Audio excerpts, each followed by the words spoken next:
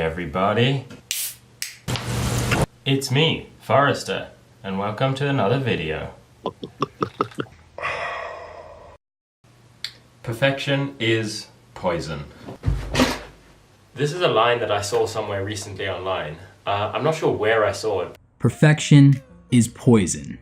It's not helpful, it's demotivating, and it is useless.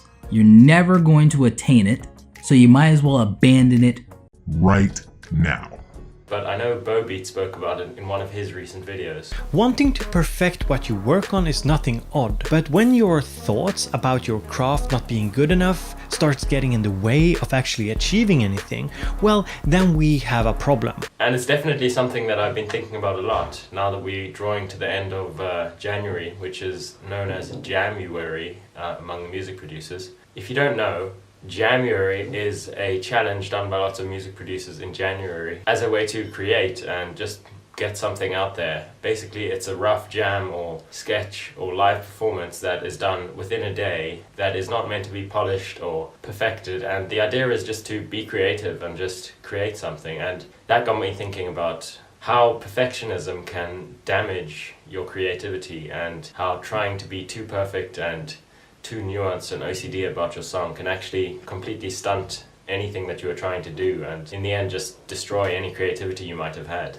It might be a common thing among lots of producers or creative people, I don't know, but I know for me I often start something and it's going really well and I'm feeling the flow and I feel creative and very inspired, but then eventually that inspiration dies down as I start nitpicking at chords and harmonies and voicings and volumes and where panning left or right and all these things that really don't matter that much. Chords. Who cares about chords, am I right?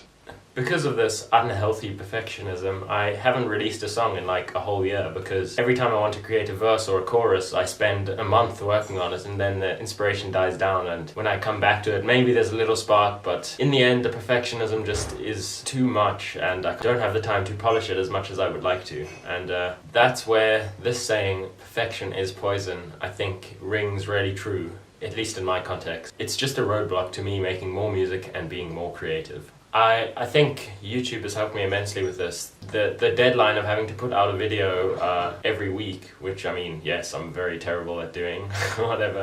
Just that feeling of having to get something done really helps me to actually work on something and actually get something done. Because in the end, if the song isn't perfect or the video isn't perfect, I just have to embrace those imperfections and messy background and my messy studio that... He's a fly. Hell yeah, boy. And that's been really good for me. It's helped me to finish more songs and just generally be more creative, which is the end goal here. That's the fun part of doing this. I've found out that everything I find beautiful in this world is something that isn't perfect. Something that isn't 100% harmonious and clear-cut and scientifically, mathematically made. For instance, nature is not mathematically perfect, although I'm sure you could define it in mathematical terms, that we don't exactly see it as mathematically perfect, I guess, is what I'm trying to say. Minimalism is beautiful and cool, but it's only beautiful in relation to complexity, in contrast to mess and disorder. We can't handle too much of one thing, whether it's chaos or order. I mean, imagine if I looked like this. Systematic patterns and perfectly ordered chords, meticulously composed music is beautiful in a way, but in another way it's just straight up boring. I mean, listen to this song for instance.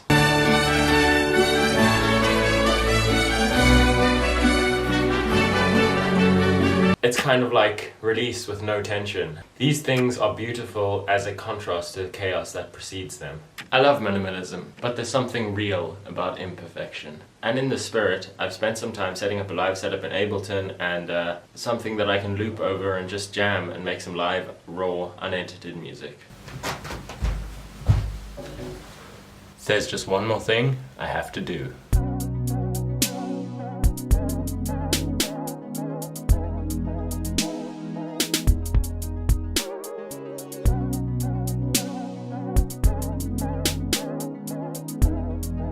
Let's get jamming.